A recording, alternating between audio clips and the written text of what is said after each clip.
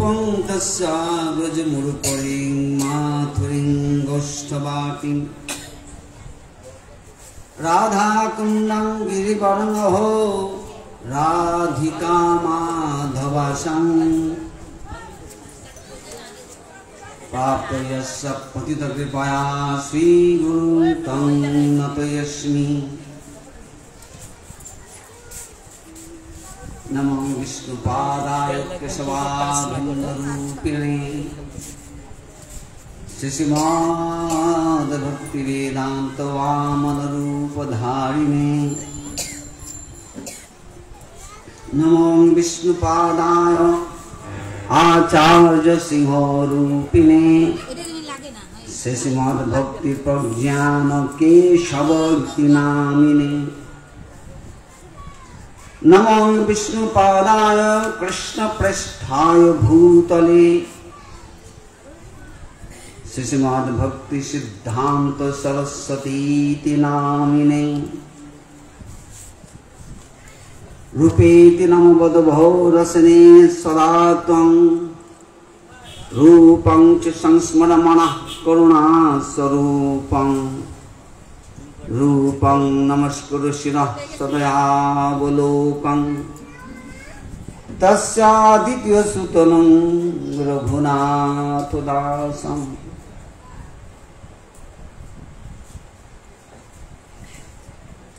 आनंदतीर्थनामा सुखमय धामा ज्योतिर्जियात् संसारार्णवतरणे यम्य जनः कीर्तयन्ति बुधा। राधा चिंतनिवेशनो यस्य कान्तिर्विलोपिता श्रीकृष्ण चरणं वन्दे राधालिङ्गितविग्रहम्।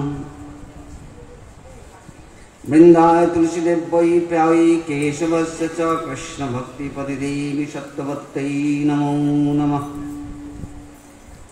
वाञ्छाकल्पतरुभ्यश्च कृपासिन्धुभ्यैव च पतितानां पावनेभ्यो वैष्णवेभ्यो नमो नमः।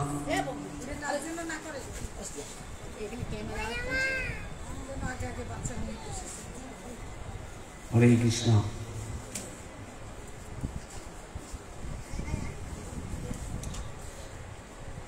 এই শ্রী মন্দিরে শ্রী বিগ্রহ প্রতিষ্ঠা অনুষ্ঠিত হবে। শ্রী বিগ্রহ প্রতিষ্ঠা উপলক্ষে এখানে 4 দিবস যাবৎ কিছু ভাগবত কথা হরিকথা মহোৎসবের আয়োজন করা হয়েছে। आज के तार प्रथम दिवस।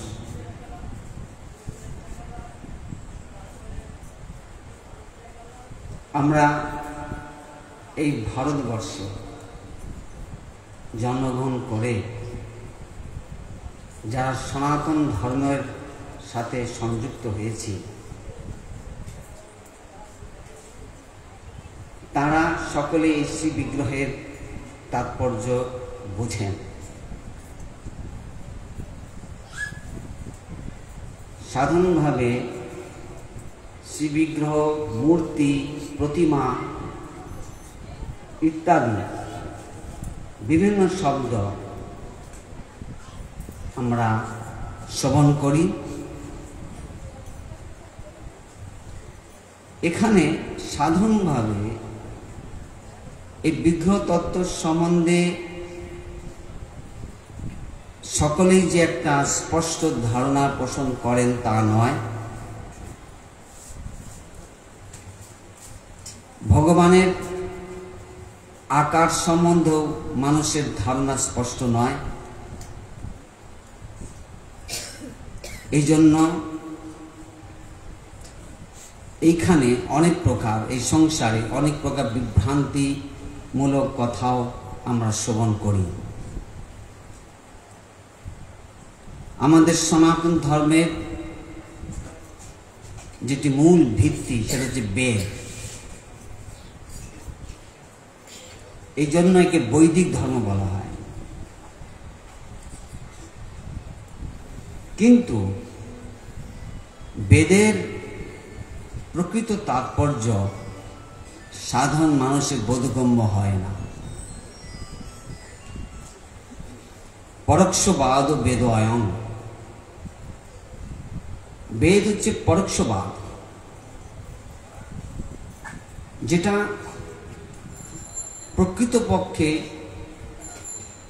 বলার উদ্দেশ্য হয় সেটি অন্যভাবে বলা হয়, এটিকে বলা হয় পরোক্ষবাদ।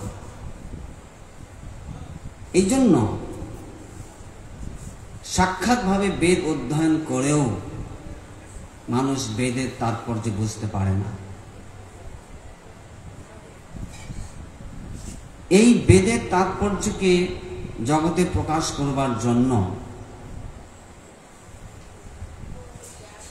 সৌত পন্থা আমরা এই জগতে পাই। সৌত পন্থা এবং অসৌত পন্থা দুটো কথা আছে। এখানে আপনারা সকলে যারা উপস্থিত আছেন তারা সাধারণ সাংসারিক লোক, তারা এত কথা বোঝেন না। দার্শনিক বিচারের মারপ্যাচ সাধারণ লোকে মাথায় ঢুকে না। যেহেতু এখানে সেই প্রকার দার্শনিক বিচারের লোকের সমাগম নাই, এই জন্য সেই দৃষ্টিভঙ্গিতে আমরা বিগ্রহ তত্ত্বের আলোচনাটি থেকে বিরত হব। কিন্তু সাধারণভাবে আমাদের কিছু ধারণা থাকা উচিত। ভারতবাসী আমরা আমাদের ভগবান তত্ত্ব সম্বন্ধে কতগুলি বিচার আমরা সবসময় শুনি। ভগবান সাকার না নিরাকার,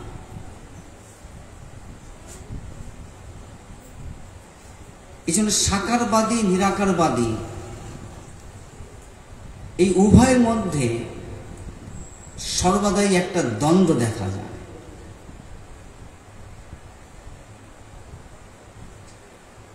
এই সম্বন্ধে বিচার আমাদের বৈষ্ণব আচার্যগণ প্রকাশ করে গেছেন।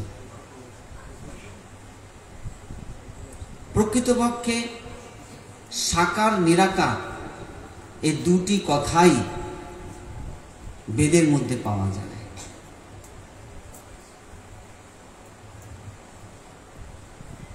এই জন্য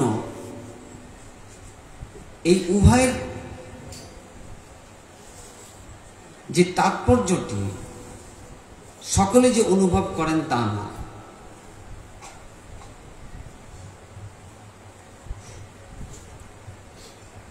বেদ হচ্ছে আমাদের সকলের মূল, এতে কোনো সন্দেহ নাই। কিন্তু মূল কথাটা বললেই যথেষ্ট না। বৃক্ষের মূল আছে, কিন্তু বৃক্ষের কাণ্ড, লতা, পাতা, ফুল, ফল সেটিও আছে। মূল আছে কিন্তু লতা, পাতা, ফুল, ফল কিছু নাই, এটা কখনো আশা করা যায় না। মূলকে দেখে চেনা যায় না, কিন্তু লতা, পাতা, ফুল, ফলকে দেখে বৃক্ষকে চেনা যায়। কোন বৃক্ষ কি সেটা আমরা বুঝতে গেলে আমরা মাটি খুঁড়ে মূলকে খোঁজার দরকার হয় না। কোন বৃক্ষ কি সেটা জানতে তার পাতা, ফুল, ফলই তার পরিচয় প্রদান করে। এই জন্য বেদ কি সেটা বুঝতে গেলে প্রয়োজন হচ্ছে বেদের থেকে যে প্রকাশিত গ্রন্থ নিগম কল্পতরুর গলিতং ফলং শ্রীমদ্ ভাগবত। বেদ হচ্ছে যদি বীজ হয় তবে শ্রীমদ্ ভাগবত হচ্ছে কল্পতরু, সে বীজ হতে প্রকাশিত কল্পতরু, এবং সেই কল্পতরু থেকে নিগম কল্পতরু গলিতং ফলং, সে কল্পতরু যে গলিত ফল সেটি হচ্ছে শ্রীমদ্ ভাগবত। আবার বেদ কি বলতে চায় সেই জিনিসটি আমরা বিস্তৃতভাবে পাই শ্রীমদ্ মহাভারতে, যে মহাভারতকে বলা হয় পঞ্চম বেদ। আমরা 4 বেদের কথা শুনি। বেদের 4টি বিভাগ আছে এবং শ্রীমদ্ মহাভারতকে পঞ্চম বেদ বলে ব্যাখ্যা করা হয়েছে। এই জন্য আমাদের প্রকৃতপক্ষে বেদ মূল হলেও বেদের তাৎপর্য আমরা বুঝতে পারি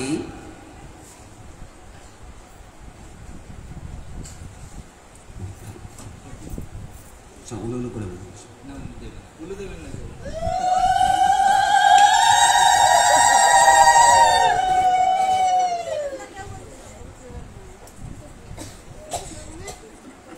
উলুলু শব্দ না করে যদি হরে কৃষ্ণ বলতেন তাহলে একটা শব্দ বোঝা যেত। উলুলু শব্দটি সাধারণ একটা শব্দ, আর হরে কৃষ্ণ হচ্ছে অসাধারণ শব্দ। উলুলু শব্দের অর্থ খুব সামান্য, কিন্তু হরে কৃষ্ণ শব্দের অর্থ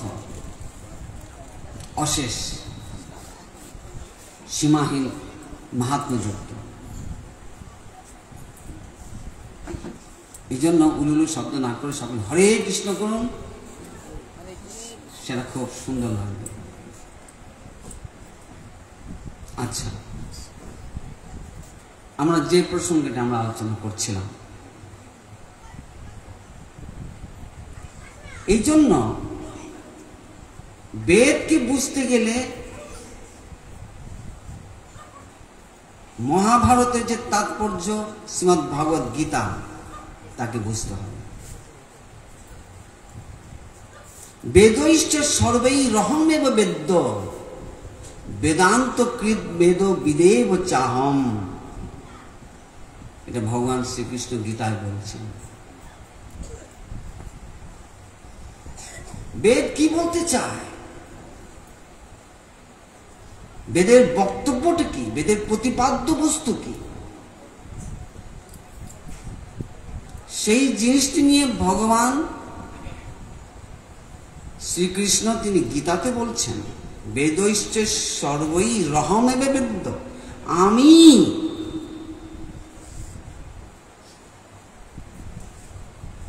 বেদের বেদ্য বিষয়, বেদের দ্বারা বেদ্য জ্ঞাতব্য।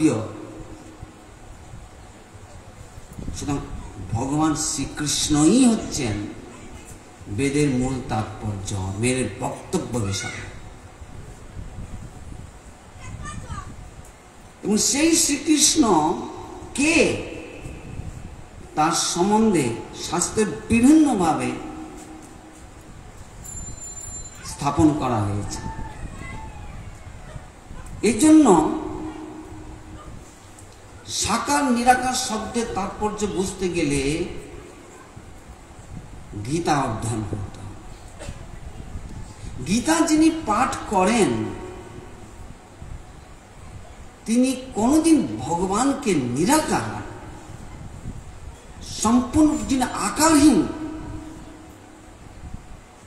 এই সিদ্ধান্তে তিনি আসতে পারবেন না।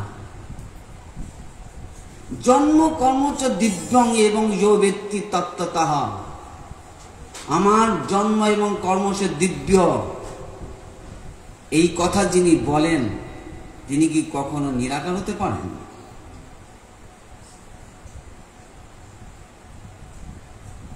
মত্তঃ পরতরং নান্নাৎ কিঞ্চিদস্তি ধনঞ্জয়। হে ধনঞ্জয়, আমার থেকে আর কোনো শ্রেষ্ঠ তত্ত্ব নাই। এই কথার বক্তা কি কোনোদিন নিরাকার হতে পারে? সুতরাং নিরাকার শব্দের একটা আলাদা তাৎপর্য আছে। সুতরাং সাকার এবং নিরাকার প্রকৃতপক্ষে একই তাৎপর্যপর।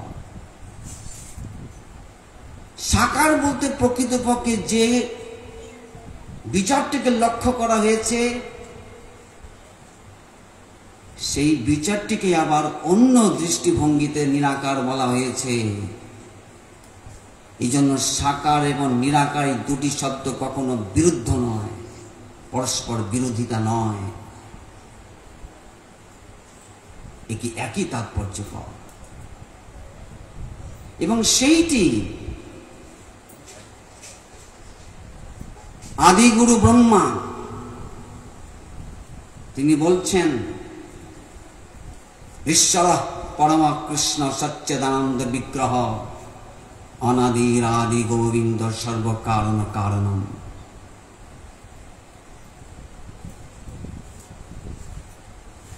তিনি ডিক্লারেশন দিচ্ছেন,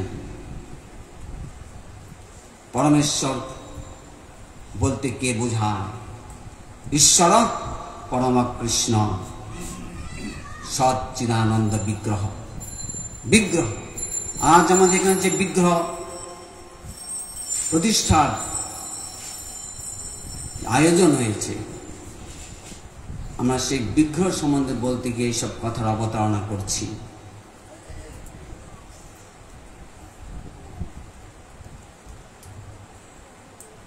এই জন্য বিভিন্ন সব কথার আমাদের শ্রবণের প্রয়োজন হয়ে পড়েছে। সাকার নিরাকার বাদের মধ্যে কখনো পরস্পর কোনো কিছু মাত্র বিরোধিতা নাই। সাকারটি কি? সচ্চিদানন্দ বিগ্রহ, ঈশ্বর পরম কৃষ্ণ সৎ চিৎ আনন্দ বিগ্রহ।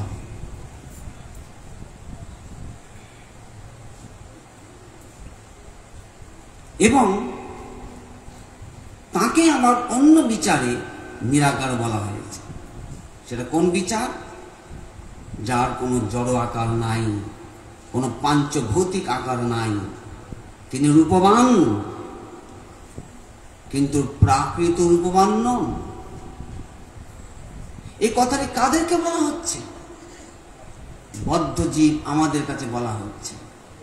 আমরা যখন এই রূপবান কথাটি শ্রবণ করি, তখন আমাদের বদ্ধ বুদ্ধিতে কেবল রূপ বলতে পাঞ্চভৌতিক রূপেরই ধারণা আছে। আমরা অপ্রাকৃত রূপ বলে একটা কিছু আছে, সেটা আমাদের জানা নাই। আমরা দেখেছি যে সমস্ত রূপের সাথে আমাদের পরিচয় আছে, তার সকলই ষড়বিকার আছে। জন্ম থেকে মৃত্যু পর্যন্ত যে 6টা বিকার, এই 6টা বিকারের অধীন এই জগতের সমস্ত রূপ, এটা আমরা আমাদের অভিজ্ঞতা আমরা পাই। কিন্তু ভগবান এই ষড়বিকার যুক্ত রূপ বিশিষ্ট নন। এই জন্য আমরা ভগবানকে সাকার বললে যাতে আমাদের প্রাকৃত রূপের ধারণা না হয়, প্রাকৃত আকারের ধারণা না হয়, সেই জন্য একই সাথে অন্য এক বিচারে নিরাকার বলে উল্লেখ করা হয়েছে যে তোমরা যাকে যেরকম আকার ভাবছ সেই আকারযুক্ত তিনি নন। সুতরাং আকার এবং নিরাকার উভয় একই তাৎপর্যপর। অর্থাৎ সাকার এবং নিরাকার শব্দে ভগবানের অপ্রাকৃত রূপ, সেই কথাটি তুলে ধরা হয়েছে। এই জন্য গীতায় ভগবান বলছেন, আমার থেকে কোনো শ্রেষ্ঠ তত্ত্ব নাই, আমি হচ্ছে মূল। অহং সর্বস্ব প্রভব মত্তঃ সর্বং প্রবর্ততে। আমার থেকে সমস্ত কিছু হয়েছে, আমি সকলের মূল। অহং সর্বস্ব প্রভব। সুতরাং সেই মূল, সেই বীজ যিনি, তিনি নিজেকে প্রকাশ করছেন। সূর্য যেমন যখন নিজে প্রকাশিত হন তখনই সূর্যের পরিচয় আমরা পাই। সূর্যকে আমরা প্রকাশ করতে পারি না, সূর্য নিজে প্রকাশিত হন। আমরা শুধু অপেক্ষা করি সূর্য কখন উঠবে। আমাদের নিজস্ব কোন বৈজ্ঞানিক পন্থা সেই সূর্যকে উদয় করাতে পারে না। আমরা যতই টেকনোলজি ব্যবহার করি না কেন, আমরা সূর্যকে উদয় করাতে পারি না। সূর্য তার নিজের সময় উঠবে। ঠিক তদ্রূপ ভগবান স্বয়ং প্রকাশ তত্ত্ব। ভগবান তিনি নিজেকে প্রকাশ করেন, তখন জীব জানে ভগবান কি বস্তু। আর সেই ভগবানকে শাস্ত্রের 3টি সংজ্ঞায় সংজ্ঞিত করা হয়েছে: ব্রহ্ম, পরমাত্মা এবং ভগবান। বদন্তি তত্ত্ববিদস্তত্ত্বং যজ্ঞানমদ্বয়ম ব্রহ্মেতি পরমাত্মেতি ভগবানিতি শব্দতে। সুতরাং আমরা ব্রহ্ম শব্দের সাথে আমরা খুব পরিচিত আছি। ব্রহ্ম ব্রহ্ম ব্রহ্ম, বাট হু ইজ ব্রহ্ম? ব্রহ্ম কি?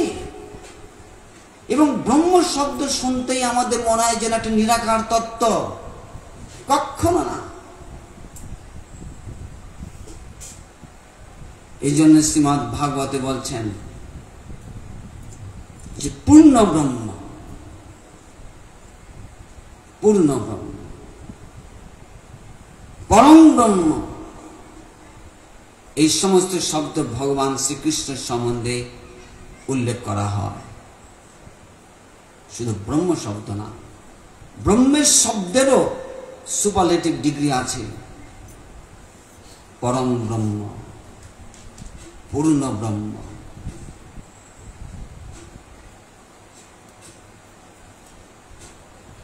এই জন্য আমাদের শাস্ত্র সিদ্ধান্ত সম্বন্ধে স্পষ্ট ধারণা থাকা চাই।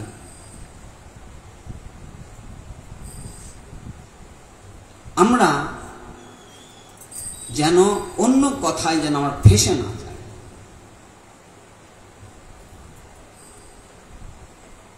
প্রতিমা নহ তুমি সাক্ষাৎ ব্রজেন্দ্র নন্দন।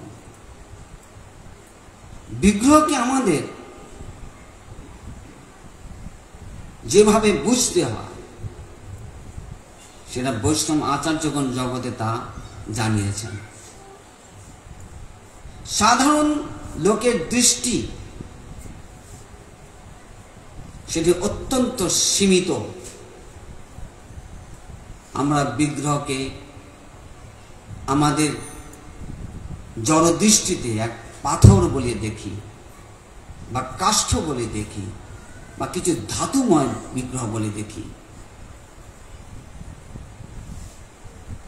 সেটি আমাদের নিজেদের দোষ, আমাদের দৃষ্টির দোষ, আমাদের ভাগ্যের দোষ।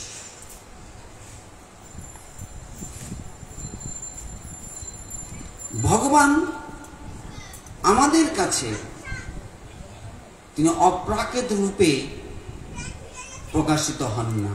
কেন? অপ্রাকৃত নহে কবু প্রাকৃত গোচর। প্রাকৃত বিচারের মধ্যে যারা আবদ্ধ আছেন তারা অপ্রাকৃত রূপ দর্শনের অধিকারী নন।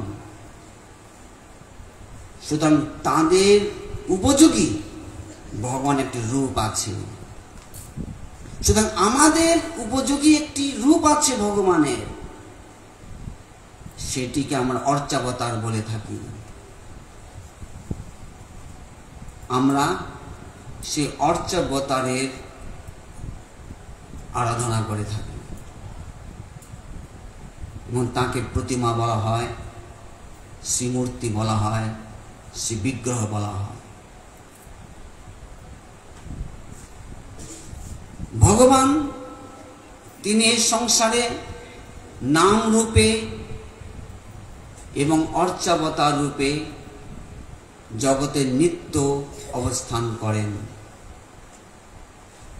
এই জন্য নামাবতার এবং অর্চাবতার এই দুইটি শব্দের সাথে আমরা পরিচিত হয়েছি। নাম এবং নামী কোনো ভেদ নাই, এটি শাস্ত্রের বিচার। এখানে আমাদের কোনো জড় লজিক, জড় যুক্তি খাটে না। ঠিক তদ্রূপ বিগ্রহ এবং ভগবান স্বয়ং একই বস্তু, সেখানে আমাদের কোনো জড় যুক্তি প্রযুক্ত হতে পারে না। প্রতিমানহ সাক্ষাৎ ব্রজেন্দ্রনন্দন, তাকে বিগ্রহ বলা হয়। বিগ্রহ মানে বিশেষ রূপে তিনি গ্রহণ করেন। বিশেষ রূপে যিনি গ্রহণ করেন তিনি বিগ্রহ শব্দ বাচ্য। অর্থাৎ তিনি আমাদের কাছে নিজেকে এমন ভাবে তুলে ধরেছেন, তোমরা আমাকে যেভাবে যা করবে আমি তাই সেটাই গ্রহণ করব, সবকিছু গ্রহণ করব। তোমাদের আদর, তোমাদের অনাদর, তোমাদের মান, তোমাদের অপমান সব গ্রহণ করব। তুমি আমাকে আদর করে রাখতে পারো, তুমি আমাকে অপমান করে ফেলতে পারো, সবকিছু আমি গ্রহণ করবার জন্য প্রস্তুত আছি। এটি হচ্ছে বিগ্রহ শব্দের তাৎপর্য। বিগ্রহ তিনি আমার কাছে কখনো কিছু ডিমান্ড করেন না, করবেন না। তুমি তোমার নিজস্ব সেবা প্রবৃত্তি আমার কাছে প্রকাশ করবে। যতটুকু সেবা বৃত্তি তুমি আমার কাছে প্রকাশ করবে, ততটুকু তুমি আমাকে অনুভব করবে। সুতরাং আমার বিগ্রহের অনুভব হবে সেবকের সেবা বৃত্তির মাধ্যমে।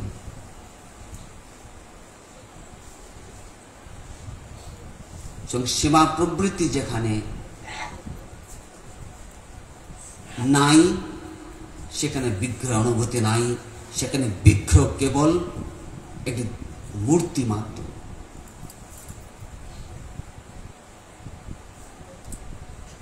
এই জন্য আমরা এই সমস্ত শব্দের দ্বারা, বিচারের দ্বারা প্রকৃতপক্ষে বিগ্রহ অপ্রাকৃতত্ব অনুভব করতে পারি। সেবা বলতে কি বোঝায়? Service attitude. সেবা বলতে বোঝায় যেখানে শুধু দেওয়ার বৃত্তি আছে, নেওয়ার বৃত্তি নাই, সেটাকে বলে সেবা বৃত্তি। যেখানে নেওয়ার বৃত্তি আছে সেটাকে বলে বণিক বৃত্তি। আমি যতটুকু দিলাম ততটুকু পেলাম কি? এই বৃত্তি নিয়ে বিগ্রহকে অনুভব করা যায় না। বিগ্রহের সচ্চিদানন্দত্ব আমাদের অনুভবের বিষয় হয় না। সুতরাং সেবা বৃত্তি বলতে শুধু ওইটিই বোঝায় যেখানে শুধু দেওয়ার বিচার থাকে, নেওয়ার বিচার থাকে না।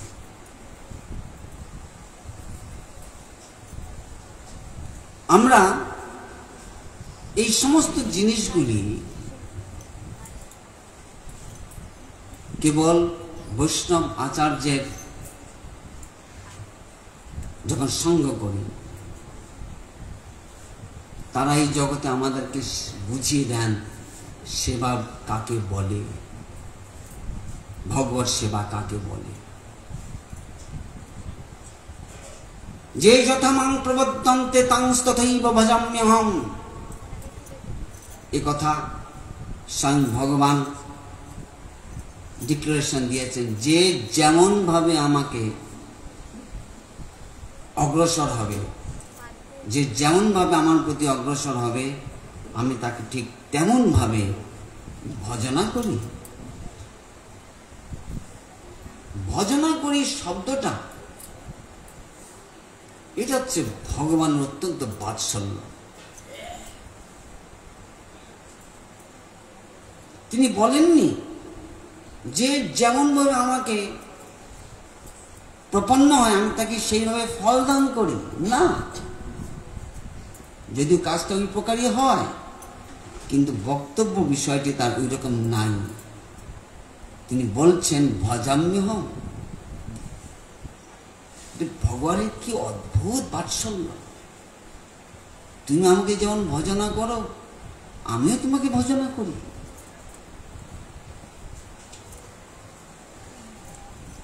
যেমন সন্তান যখন বাবাকে ডাকে বাবা, তখন বাবা কি উত্তর দেয়? বলো বাবা। বাবাও তাকে বাবা বলে ডাকে।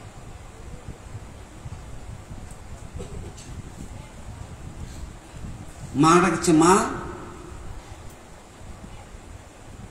মা তার উত্তর দিচ্ছে হ্যাঁ মা বল। তার উত্তরে মা বলেছে। এই যে ভজনা, উভয় উভয়কে ভজনা করে। উভয় উভয়কে ভজনা করে। সেব্য এবং সেবক, তাদের সম্বন্ধটা এই প্রকার। তারা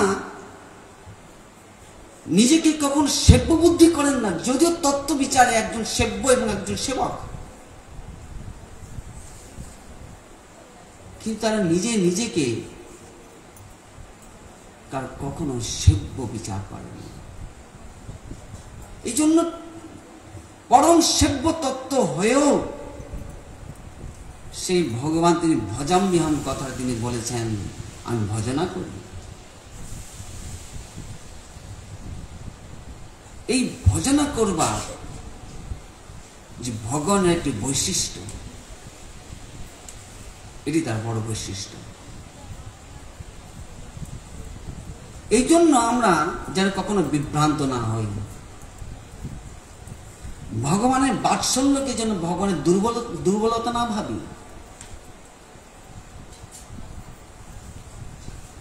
তার এই বাৎসল্য ধর্ম, বাৎসল্য যে বিচার, এটা তার স্বভাব। এবং এই কারণে আমরা দেখি পিতা মাতার সন্তানের প্রতি একটা স্বাভাবিক টান। এটি এসেছে কোথা থেকে? এটি এসেছে ভগবান থেকে। সুতরাং সে বিগ্রহ সম্বন্ধে আমাদের বৈষ্ণব সম্প্রদায় যে বিচার, সেটি তিনি কেবল কোনো কাঠের বা পাথরের মূর্তি নন, তিনি সাক্ষাৎ ব্রজেন্দ্রনন্দন, সাক্ষাৎ সে ভগবত তত্ত্ব, সাক্ষাৎ ভগবান। এই জন্য শ্রী বিগ্রহের সাথে আমাদের সেবার যখন কথা আছে, তখন সেবা পরাধের কথাও আছে। কেবল সেবা না, সেবার সাথে আবার অনেকগুলো অপরাধ সংশ্লিষ্ট আছে। সে সম্বন্ধেও সেবক গোষ্ঠীকে সাবধান হতে হয়, যাতে যেন তার সাথে যেন আমাদের কোনো মিসডিলিং না হয়, মিসট্রিটমেন্ট না হয়। সেই সমস্ত কথাও আমরা এই দীক্ষা মানে দিব্য জ্ঞানের মধ্যে এটা অন্তর্ভুক্ত করা হয়।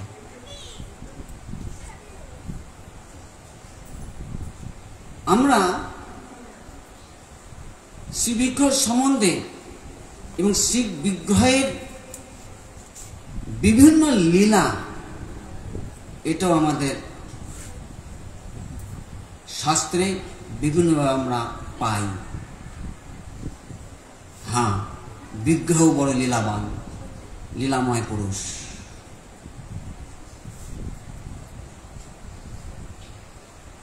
অর্চাবতার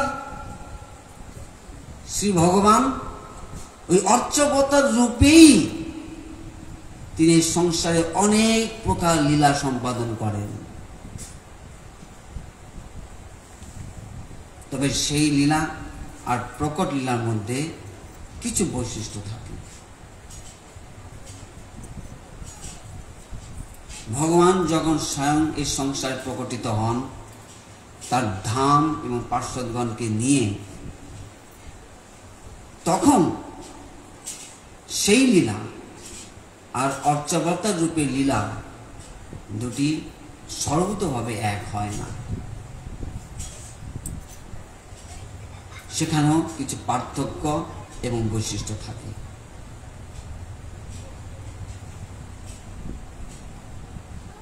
শ্রী বিগ্রহ তত্ত্ব সম্বন্ধে শ্রী চৈতন্য মহাপ্রভু আমাদেরকে বহু কিছু জানিয়েছেন। কৃষ্ণ তিনি আমাদেরকে বলেছেন। ভগবান সম্বন্ধে আমাদের অনেক মিসকনসেপশন আছে। অবজানন্তি মাঙ্গুরা মানসিং তনুমাশ্রিতম পরম পরম ভাবমজানন্ত মম ভূত মহেশ্বর।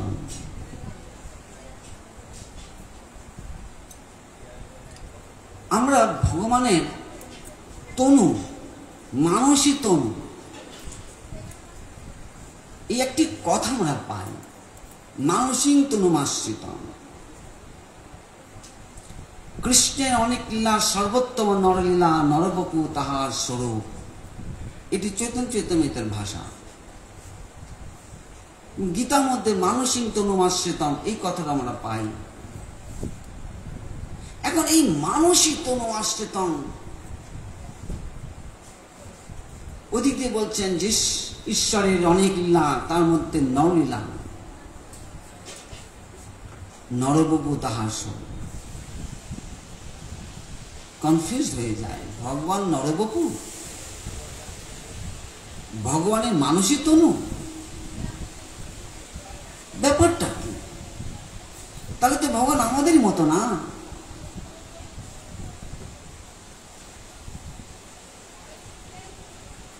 আর আমাদেরই মতো যখন, তখন তো আমাদের যে সমস্ত অসুবিধাগুলো ঘটে, তাহলে তো সেই সব অসুবিধা তো ভগবানের থাকতে হয়। এই হচ্ছে আমাদের যুক্তি, এবং এই যুক্তির ফলে আমরা বিভ্রান্ত হতে পারি এবং হয়ে যাই।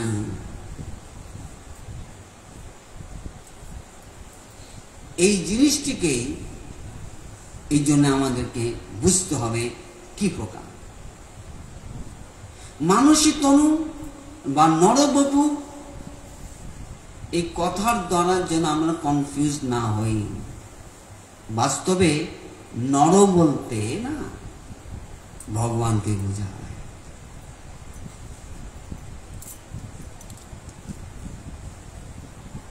ভগবানের বপুটি হচ্ছে নরবপু, এটা হচ্ছে অরিজিনাল নাম নরবপু। আর তিনি তার এই নরবপুর মতো করে আমাদেরকে সৃষ্টি করেছেন, এই জন্য আমরা নর নাম পেয়েছি। যেমন উদাহরণ দিয়ে বলি, আচ্ছা বলুন তো সকলে, শুধু একটু প্রশ্ন করি, পিতা পুত্রের মতো দেখতে না পুত্র পিতার মতো দেখতে?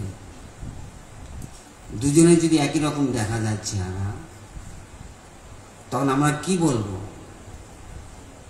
পিতা পুত্রের মতো দেখতে না পুত্র পিতার মতো দেখতে?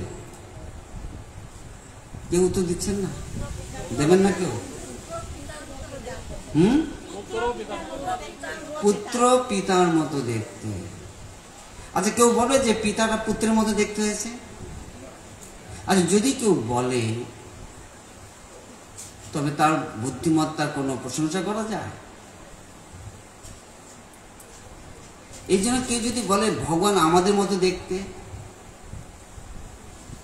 কতখানি বেমানা নয়, কতখানি বুদ্ধিহীনতার পরিচয় হয়।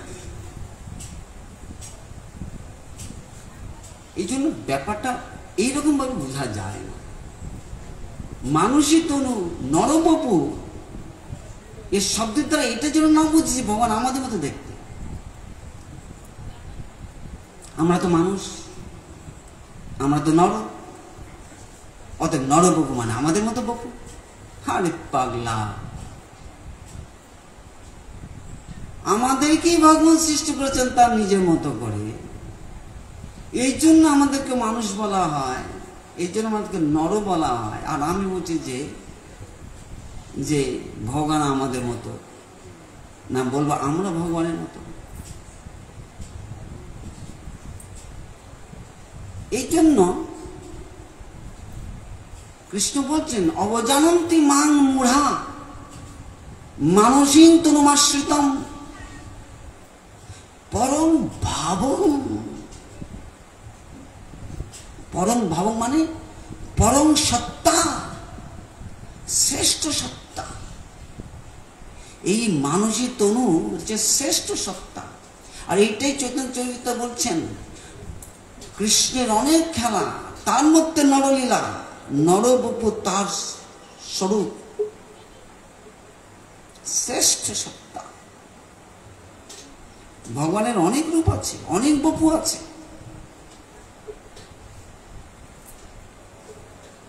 এমনকি তার চতুর্ভুজ রূপ, তার সহস্রভুজ রূপ সব আছে, কিন্তু সে সহস্রভুজ রূপ বা চতুর্ভুজ রূপও শ্রেষ্ঠ নয়, দ্বিভুজ রূপই শ্রেষ্ঠ।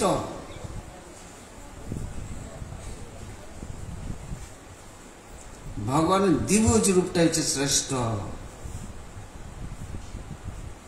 এই জন্য অর্জুনের কাছে যখন ভগবান বিশ্বরূপ দেখালেন, অর্জুন বলছেন ঠাকুর ক্ষান্ত হও, আর পারি না তোমার এই এত রূপ দর্শন করতে।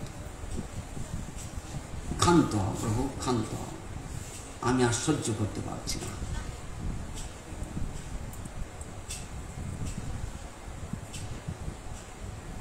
তখন তিনি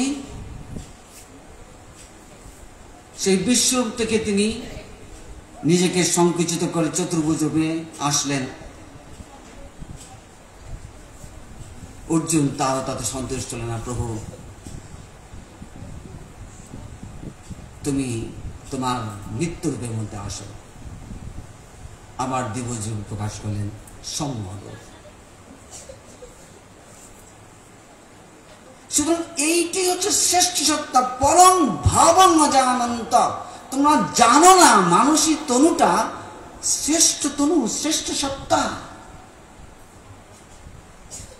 অজানন্ত মূঢ় লোক। এই জন্য মনে করো যে চতুর্ভুজ নারায়ণ হচ্ছে সর্বশ্রেষ্ঠ। আরে না না পাগল, পরম ভাবং মানুষের তনু। এটা তোমার বোঝো না বলে তোমরা অবজানন্তি, অবজ্ঞা করো।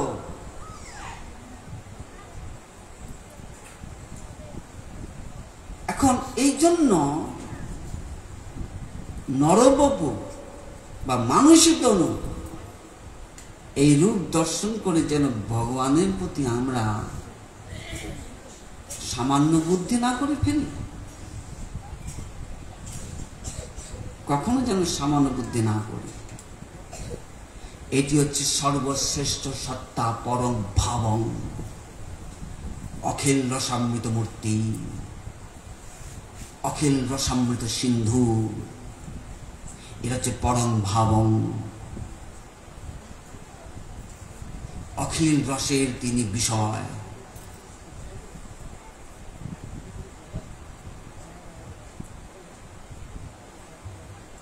এই সংসারে প্রকৃতপক্ষে যতদিন বৈষ্ণব সঙ্গ না হয় ততদিন পর্যন্ত গীতা পড়েও আমরা কৃষ্ণকে বুঝতে পারি না।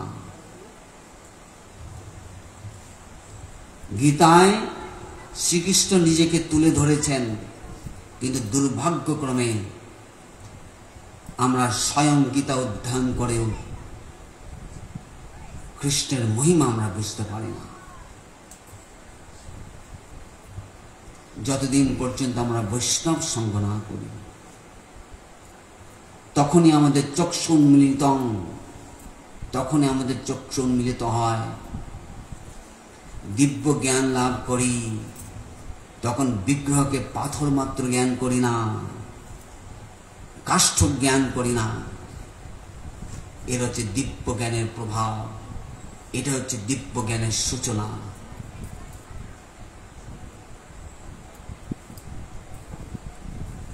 আমরা এই সমস্ত সম্বন্ধে শাস্ত্রের কত কত প্রকার অর্চাবতীয় যে লীলা শ্রবণ করি, শ্রী চৈতন্য চৈতন্যমৃত খুললে আমরা পাই কত কত কিছু লীলা। ক্ষীর চোরা গোপীনাথের লীলা চৈতন্য চৈতন্যমৃত পাই, সাক্ষী গোপালের কথা আমরা চৈতন্য চৈতন্যমৃতের মধ্যে পাই। মাধবেন্দ্র পরিপাতকে গোপাল কিভাবে বলছেন যে আমি এই জায়গায় পড়ে আছি, তুমি আমাকে এই জায়গা থেকে উঠাও, আমার সেবা করো। বিগ্রহ বলছেন, বিগ্রহ তার কাছে প্রকাশিত হচ্ছেন। আমরা এই সব বিগ্রহের কথা আমরা শ্রবণ করি, সে বিগ্রহকে কেবল মূর্তি বলি না। সাগর জঙ্গম দেখে না দেখে তার মূর্তি, সর্বত্র হয় তা ইষ্টদেবের স্ফূর্তি।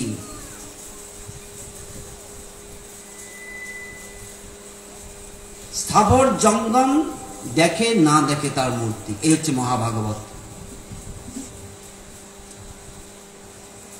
চেতনার বিকাশ অনুসারে অনুভবটি হয়। সাধারণভাবে আমাদের যে বিচার, একটা কনিষ্ঠ, মধ্যম এবং উত্তম, এর মধ্যে পার্থক্য আছে, অনুভবের মধ্যে পার্থক্য আছে। কনিষ্ঠ বৈষ্ণব কাকে বলা হচ্ছে?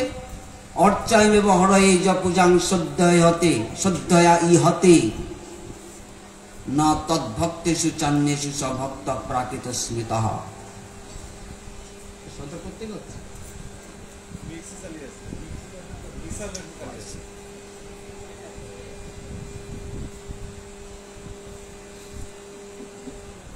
বন্ধ হতে পারে না।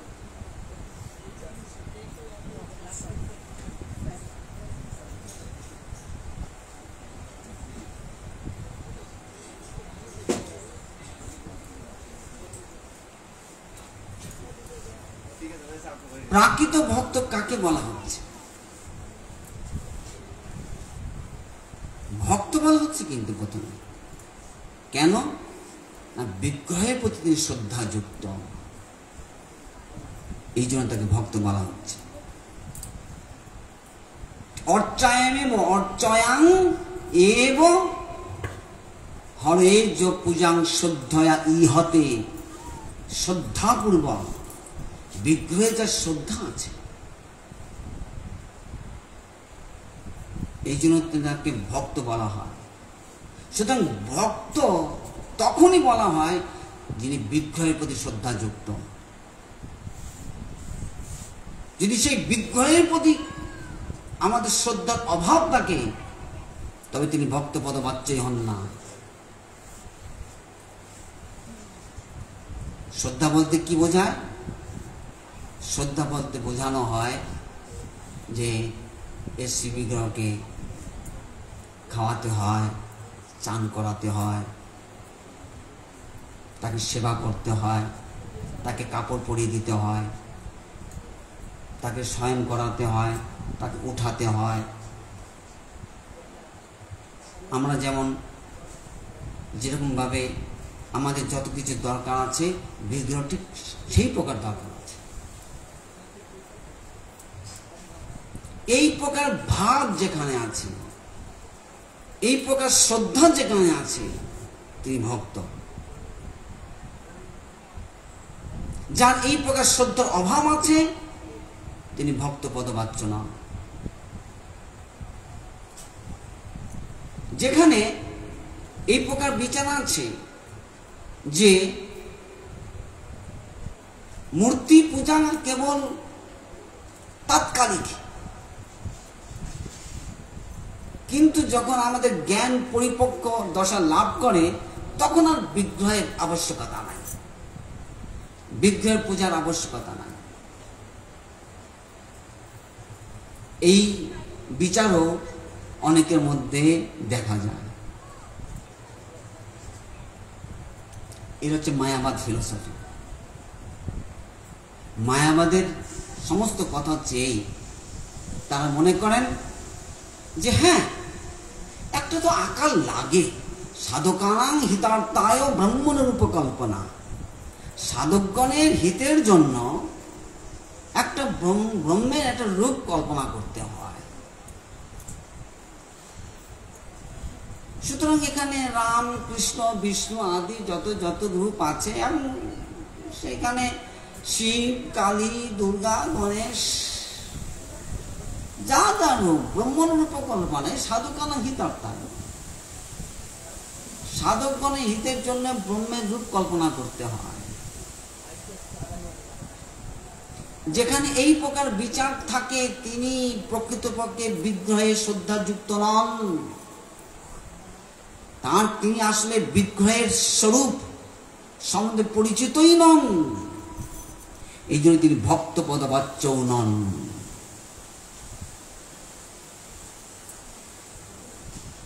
সুতরাং ভক্ত শব্দটি অত্যন্ত একটা উচ্চ মাত্রার বিষয়। সুতরাং ভক্তের শুরুয়াতই হচ্ছে, ভক্তির শুরুয়াতই হচ্ছে বিগ্রহে শ্রদ্ধা নিয়ে।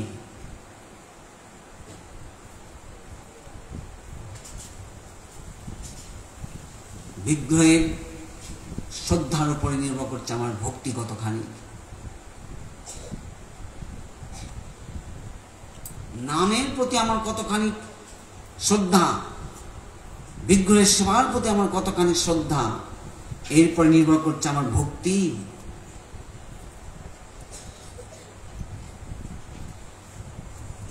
সুতরাং আমরা ব্রহ্মানুরূপ কল্পনা, ব্রহ্মের একটি কল্পিত রূপ, যারা এই বিচার করেন, প্রকৃতপক্ষে তাদের বিগ্রহ সম্বন্ধে কোনো ধারণাই নাই, বিগ্রহ তত্ত্ব তারা বুঝেনি না।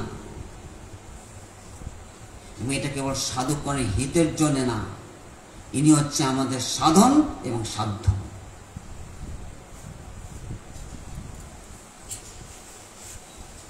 সেই বিগ্রহ সেবা এটা আমাদের সাধন, এবং এই শিব বিগ্রহ সেবা হচ্ছে আমাদের সাধ্য বস্তু।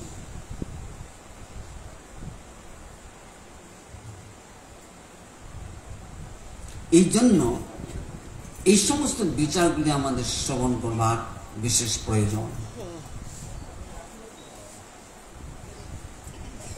কটা বাজলো? আমার কাছে তো 8:45। কতক্ষণ মধ্যে আমি বলতে পারবো? আপনাদের কখন আপনাদের ঘরে যাবেন আপনি বলুন। ঘরে যাওয়া তো দরকার হয়ে পড়েছে, 8টা বাজে।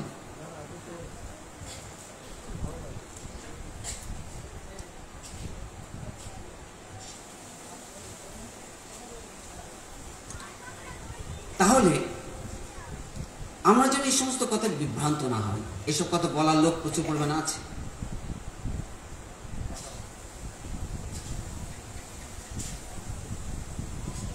নটা পর্যন্ত আপনার শাস্তি পেতে হবে। আপনারা এসে সাজা খেতে প্রস্তুত আছেন? অত্যাচার।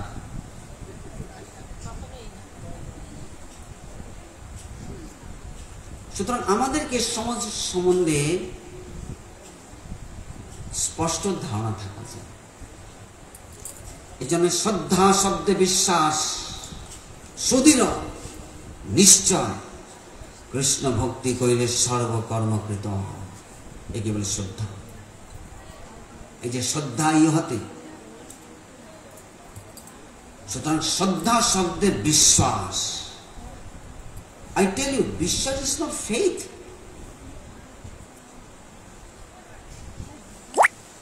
আমাদের কথা আছে faith faith, আরে faith না, এটা লজিক্যালি সিচুয়েটেড, এটা যুক্তি সহকারে প্রতিষ্ঠিত। It's just not faith.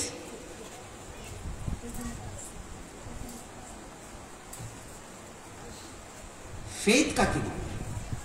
faith কাকে বলে? faith বলে, বিশ্বাস কাকে বলে? যে একটা শিশু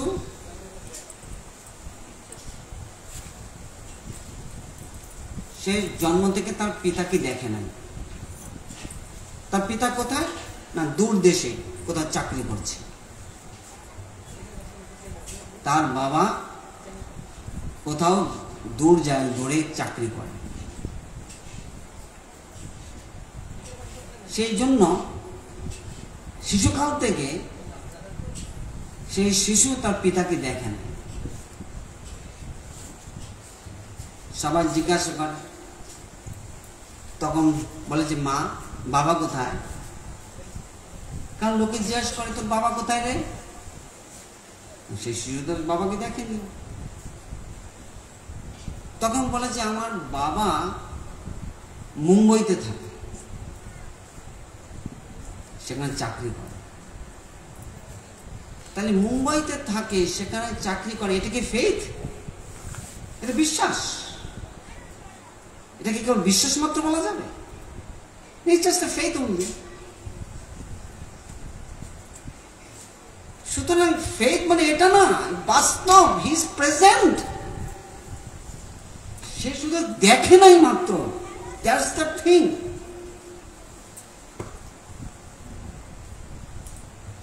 কিন্তু যখন সেই পিতা তার নিকটে আসেন, যখন তাকে তার সাথে যখন পিতা যখন তার নিকটে এসেছেন, পিতা যখন সেই সন্তানকে কোলে তুলে ধরেছেন, তখন বলতে হবে সে ফেথ। সুতরাং ফেথ এইরকম না। ফেথ মানে কোনটা? যে বাস্তব বস্তু, যেটা বাস্তবে আছে, যার প্রেজেন্স আছে, যার রূপ আছে, তার কিছু কর্ম আছে, তার কিছু ভূমিকা আছে, তার কিছু রোল আছে।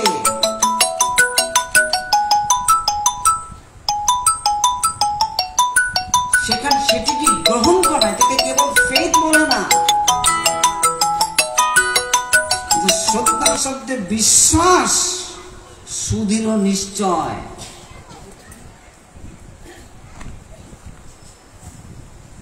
অত্যন্ত দৃঢ়তা আছে সেখানে।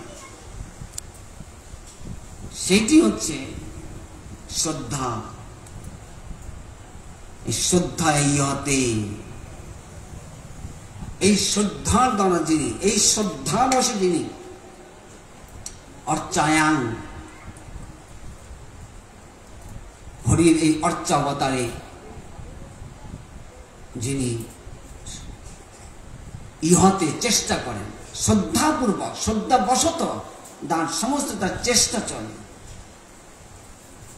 তিনি ভক্ত, তিনি ভক্ত। সুতরাং ওই শ্রদ্ধাটাই হচ্ছে আমাদের সর্বমূল। এই জন্য তত্ত্বজ্ঞানের আবিষ্কার প্রয়োজন। হ্যাঁ, কিছু ক্ষেত্রে এরকম আছে।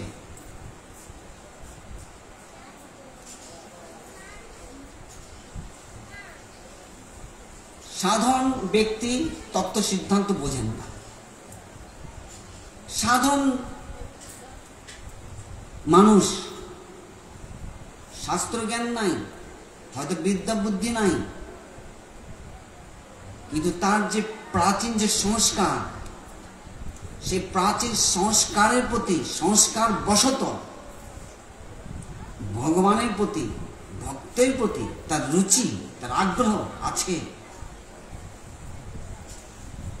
আর এই রুচি আগ্রহের জন্য কোনো তিনি তত্ত্ব সিদ্ধান্তের ধার ধারেন না। আছে আমার ঠাকুর, আমার ঠাকুর আছে, সে জানে। সুতরাং সেই সমস্ত ব্যক্তি, তার সম্বন্ধে অসুবিধা নাই। কিন্তু যদি কখনো, যেহেতু সে যুক্তি অতখানি তার স্ট্রং নাই, যুক্তি তার খুব শক্তপোক্ত নয়, এই জন্য কোনো পাষণ্ডের সঙ্গ করলে তার বুদ্ধি বিগড়াতে পারে। এই জন্য আমাদের এত তত্ত্ব কথা জানবার প্রয়োজন হয়, যাতে যেন ঘটনাক্রমে যেন আমরা পথ থেকে চ্যুত না হয়ে যাই। আমরা সেই রাজপথ থেকে যেন আমরা কোন লেন বাই লেনের জন্য না চলে যাই, আমরা যেন রাজপথে যেন আমরা স্টিক টু থাকি। এই জন্য এই সমস্ত কিছু জানবার প্রয়োজন হয়ে পড়ে। সুতরাং ব্রহ্মের কোন রূপকল্পনা নয়, ব্রহ্ম মানে নিরাকার তত্ত্ব নন। তবে ব্রহ্মের একটা নিরাকার অ্যাসপেক্ট আছে, কারণ তিনি সবকিছু, হোয়াট নট ইজ, তিনি কি নন।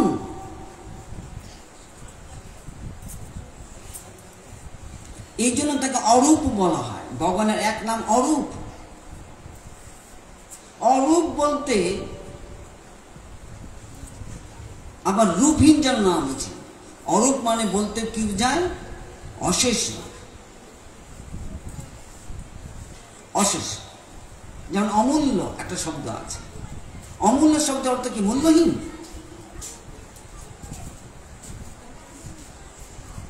অমূল্য শব্দে মূল্যহীন বোঝায় না, অমূল্য শব্দে বোঝায় অশেষ মূল্য, যার মূল্যের সীমা পরিসীমা নাই, তার সম্বন্ধে বলে অমূল্য।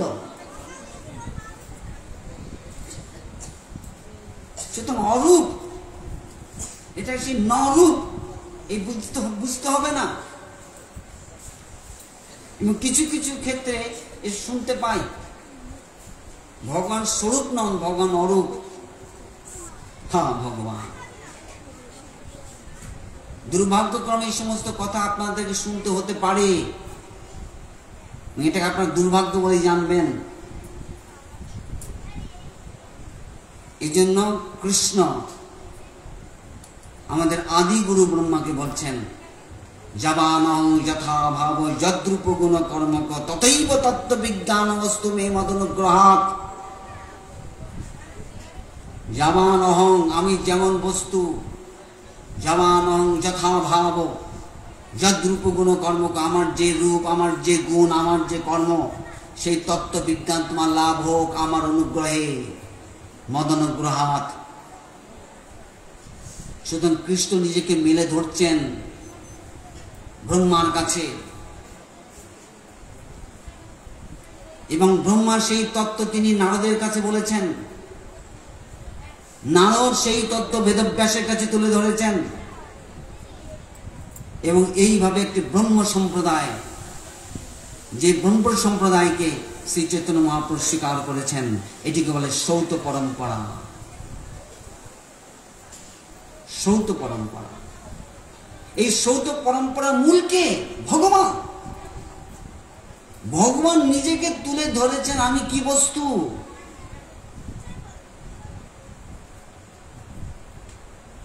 সুতরাং স্বয়ং যে বেদ্য বস্তু তিনি নিজেকে যখন জানান, তখন আমরা তাকে জানতে পারি। পিতা নিজেকে বুঝিয়ে দেন পুত্রকে আমি কে হই। পুত্রকে গবেষণা করে জানতে হয় না পিতাকে। ঠিক তদ্রূপ ভগবান নিজেকে বুঝিয়ে দেন আমি কে। আর অশ্রৌত পন্থা কোনটি? অশ্রৌত পন্থা হচ্ছে যেখানে শব্দগুলি পাওয়া যায় ভগবান নিরাকার, নির্বিশেষ, নির্গুণ, এই সমস্ত বিচারের যেখানে প্রাধান্যতা আছে। আমাদের বৈষ্ণব শাস্ত্র নিরাকার, নির্বিশেষ, নির্গুণ কথাটা আমাদের ব্যবহার আছে, কিন্তু প্রধান না, এর কোনো প্রাধান্যতা নাই। আমাদের প্রাধান্য কি? ভগবান সচ্চিদানন্দ বিগ্রহ, এটি আমাদের কাছে প্রধান। আর নিরাকার, নির্বিশেষ এগুলি একটি ব্যতিরেক দৃষ্টিভঙ্গি, প্রধান দৃষ্টিভঙ্গি না। এই বিচার যেখানে আছে সেটা হচ্ছে বৈষ্ণব সম্প্রদায়, সেখানে হচ্ছে শ্রৌত পরম্পরা। আর অশ্রৌত পরম্পরা কি? অশ্রৌত পরম্পরা হচ্ছে যেখানে এই নির্বিশেষ, নিরাকার এটাই যেখানে প্রধান,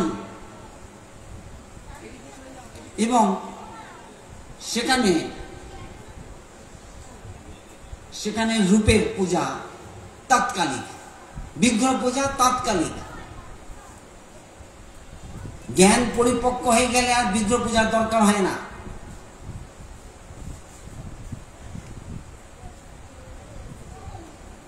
এই সম্বন্ধে একটা কথা বলি।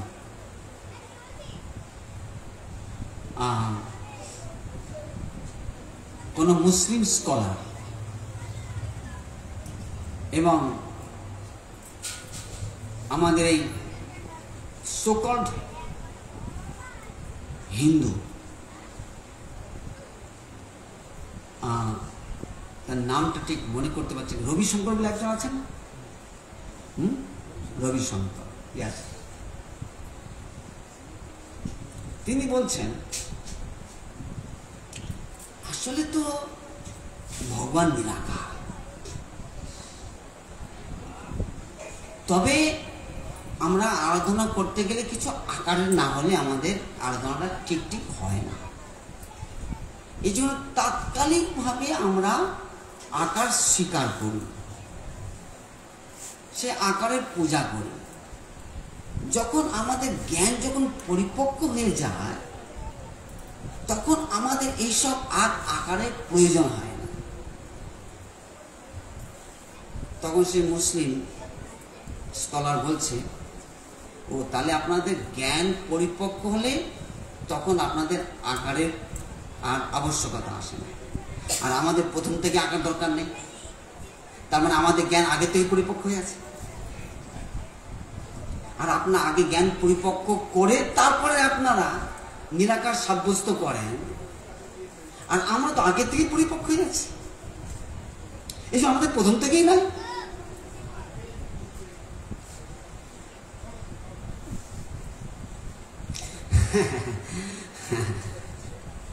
শঙ্করবাবু তখন হাসি ছাড়া আর দাঁত কেলানি ছাড়া কিচ্ছু তার উপায় ছিল।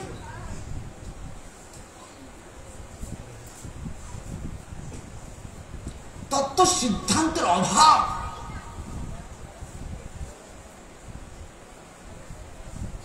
থাপ্পড় খেলি কি না তুই সে মুসলমানটার কাছে? থাপ্পড় খেলি তো, তাহলে তার আগে থেকে তো পরিপক্ক হয়ে আছে না। যারা এসব কিছুই যাদের নাই, কিছুই নাই, কোনো আকার নাই, ফুসফাস। আর প্রথমত বাদ তো এই ভাই, যারা নিরাকার পন্থী, যাদের আকার বলে কিছুই নেই, যাদের ধ্যেয় বস্তুর কোনো আকারই নাই, তাহলে তোরা মসজিদ কেন থাকে আর তোদের গির্জাই বা কেন থাকে? আকারহীন বস্তুর কোনো উপাসনারও দরকার নাই বাবা, তাদের কোনো উপাসনালয়ের দরকার নেই। আকারহীন বস্তুর জন্য কোন রকম মসজিদের দরকার পড়ে?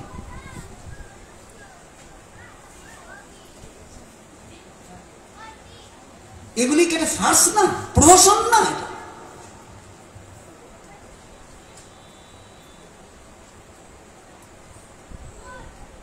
যেন নিরাকারবাদী যারা বলে আমাকে, ভাই নিরাকারবাদী আপনাদের কখনো আপনাদের কোনো উপাসনালয় থাকা উচিত না। It should be বুলডোজার্ড।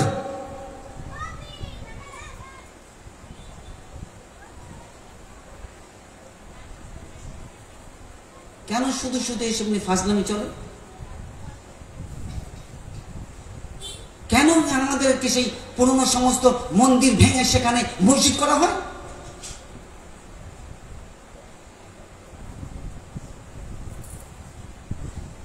আমাদের বৈদিক ইতিহাস, বৈদিক কৃষ্টি যাকে ধ্বংস করবার চেষ্টা করা হয়। প্রয়োজনই তো নেই তোমাদের মসজিদ করা। এই জন্য এটা একটা প্রহসন মাত্র।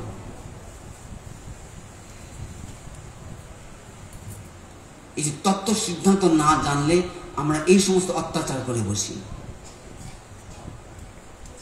এই অত্যাচার। এই জন্য ভগবানের শ্রীমন্দির এটা নিত্য স্থান, নিত্যবাস। ভগবানের ধাম এটা নিত্য স্থান। অদ্যাবধি সেই লীলা করে গৌরায় কোন কোন ভাগ্যবান দেখিবারে পান। ভগবান শ্রীধামে নিত্য অবস্থান করেন। অনুভবযুক্ত ব্যক্তির কাছে সেটা অনুভব হয়। যার চিত্তের মধ্যে যার বিকাশ হয়েছে, বিকশিত চেতন, পূর্ণ বিকশিত চেতন, তার কাছে সে অনুভব হয়। That should never be ignored. এগুলি কোনো মামুলি কথা নয়।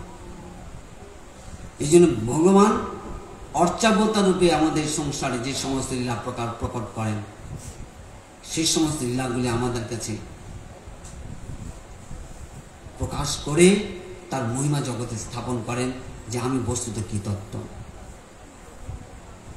ভগবান কোনো ইনঅ্যাক্টিভ তত্ত্ব না। এই বিগ্রহের কাছে আমরা হাত জোর করি, নিবেদন করি, হে প্রভু, হে নাথ, কৃপা করুন। তিনি তার শ্রবণ করেন। সুতরাং তিনি সমস্ত রকম ভাবে সেই সমস্ত শ্রবণ করেন, কিন্তু শ্রবণ করলেও তিনি আমার কথা অনুসারে তিনি চলবেন এরকম নন। কারণ he is all in all, supreme guardian. তিনি সেটাই করবেন যেটা আমার জন্য মঙ্গলকর।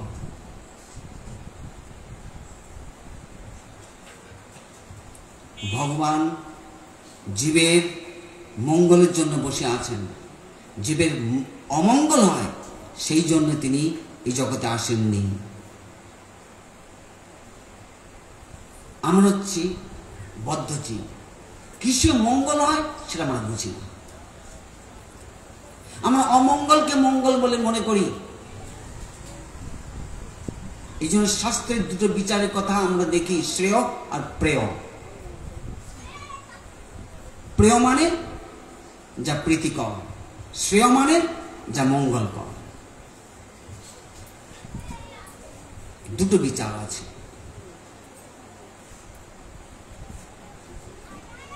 সাধারণভাবে যেটা মঙ্গলকর সেটা মানুষের কাছে প্রীতিকর হয় না, আর আমাদের কাছে যেটা প্রীতিকর হয় সেটা প্রকৃতকে মঙ্গলকর হয় না। এই জন্য দুটো বিচারের কথা, শ্রেয় আর প্রেয়। তোমার কোনটা চাই, প্রেয় চাই না শ্রেয় চাই?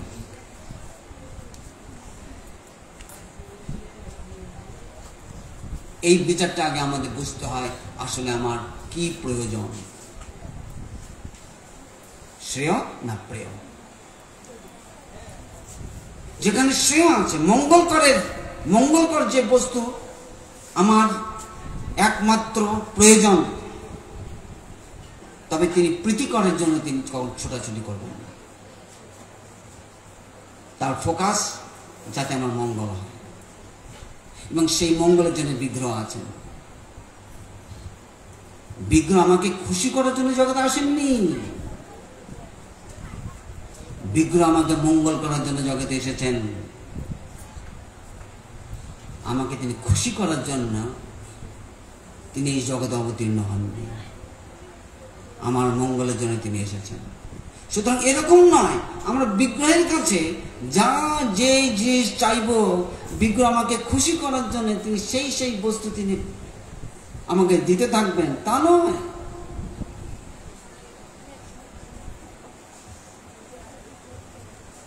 এই জন্য আমি তার কাছে নিবেদন করি না কেন, যেটা আমার জন্য মঙ্গল হয় সেটাই তিনি আমার জন্য প্রদান করবেন, সেটাই আমার জন্য তিনি বিধান করেন। এই জন্য আপনারা কখনো মনে করবেন না যে ঠাকুরের কাছে চেয়ে লাভ নাই, ঠাকুর কিছু দেন না।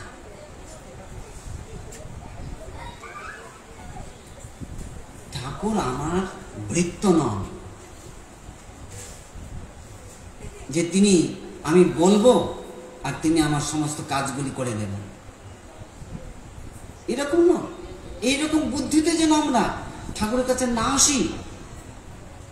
ভগবানের কাছে আসতে সেবা বলছি, ঠাকুর আমি তোমার জন্য কি করব, তুমি আমাকে একটু বলো। কিন্তু ঠাকুর তিনি প্রথমেই বলেন না, বললেই ফেঁসে যাবেন। ভগবান যদি আমাদের সাথে যদি একটু কথা বলতে চান, মুখ যদি একটু খোলেন, ফেঁসে যাবেন।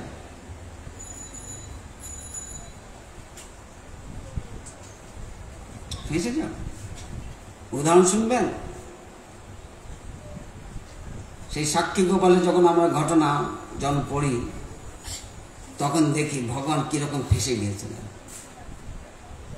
সেই ছোট বিপ্র যখন ভগবানকে বলছেন যে ঠাকুর তোমার সামনে একটা কথাবার্তা হয়েছে না, তুমি তো সামনে উপস্থিত ছিলে, সেই বড় বিপ্র তিনি তার মেয়েকে আমার সাথে বিবাহ দেবেন এই কথা তিনি বলেছেন, তোমার সামনে বলেছিলেন, আর এখন তিনি বলছেন যে কিছু জানি না।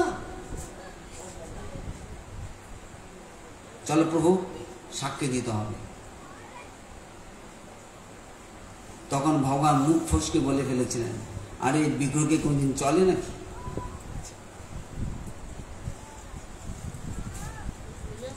তুমি কি কথা বলছো? আমি সাক্ষী দিতে যাব? বিগ্রহকে কোনদিন চলে? এবার ছোট বিপ্র সঙ্গে সঙ্গে বলেন, যে বলতে পারে সে চলতেও পারে, যে বলতে পারে সে চলতেও পারে। তাহলে বলুন ভগবান কেন মুখ খোলেন না? কারণ আমাদের কাছে যদি মুখ খোলেন তবে ভগবান ফেঁসে যাবে। আর তারপর আমি ভগবানকে যে কি করাবো তাকে দিয়ে আমার নিজের কত কার্য উদ্ধার করাবো, তাকে ভৃত্যে পরিণত করব। In the name of service, ঠাকুর তোমাকে না সেবা করি, তুমি আমাকে এটা দেবে না? এটা আমাদের মঙ্গলের রাস্তা সম্পূর্ণরূপে বন্ধ হয়ে যায়। এই জন্য ঠাকুর আমাকে খুশি করার জন্য জগতে আসেননি, বিগ্রহ এসেছেন আমার মঙ্গলে করবার জন্য। এটা আমাদেরকে বুঝতে হবে। তবে আপনারা মনে করেন না যে গোপাল তিনি মুখ ফসকে হঠাৎ করে ভুলে ফেলেছেন, খেয়াল করেননি, তা না, তিনি ধরা দেওয়ার জন্যই বলেছেন। তার যে সরলতা, ছোট বিপ্রের যে সরলতা, তার প্রকৃতপক্ষে ভগবানের প্রতি যে অশেষ টান, অশেষ তার আসক্তি, প্রেমবশ, প্রীতিবশ, এই বশীভূত হয়েই তাকে ধরা দেবেন বলেই তিনি বলেছেন যে আরে পাগল, তুই আমাকে বলছিস যাওয়ার জন্য, বিগ্রহকে কোনদিন চলে? ধরা দেওয়ার জন্যই বলছিলেন। সুতরাং এটি করেন, বিগ্রহ এইসব কাজ করেন। যাদের সাথে কথা বলেছেন, বিগ্রহ যাদের সাথে কথা বলেন, আমরা তাদের কাছ থেকে জানতে পারি যে বিগ্রহ আসলে কি তত্ত্ব। আমরা অনেক সময় বলি অনেক সময় বলি যে এই বিগ্রহ কি, এই ঠাকুর বড় কি জীবন্ত ঠাকুর, কি যেন বলেন, এইসব কথা আমরা শুনি মাঝে মাঝে। জীবন্ত ঠাকুর, জ্যান্ত ঠাকুর, কথা জ্যান্ত ঠাকুর আর অন্য কি সব মানে মৃত ঠাকুর নাকি? এখানে জীবন্ত আর অন্য জায়গায় মৃত।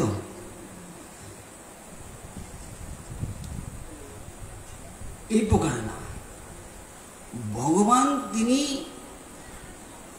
সেবকের অধিকার অনুসারে নিজেকে ব্যক্ত করেন। যে যতখানি, যার যতখানি অধিকার আছে সেই অধিকার অনুসারে তিনি নিজেকে ততখানি তাকে প্রকাশ করেন, এই মাত্র। তবে হ্যাঁ, বিগ্রহকে যেখানে সেবা হয়, নিত্য সেবা হয়, সেবা বুদ্ধিতে সেবা হয়, সেবার কোনো ভান হয় না, এসব যখন যেখানে চলে, এসব কাজ যেখানে চলে, সেখানে কেবল এই সমস্ত জিনিসগুলো ঘটে, অন্যত্র নয়। যাও, আমি মনে করি আমার বক্তব্য বিষয়কে আর দীর্ঘায়িত করা উচিত না।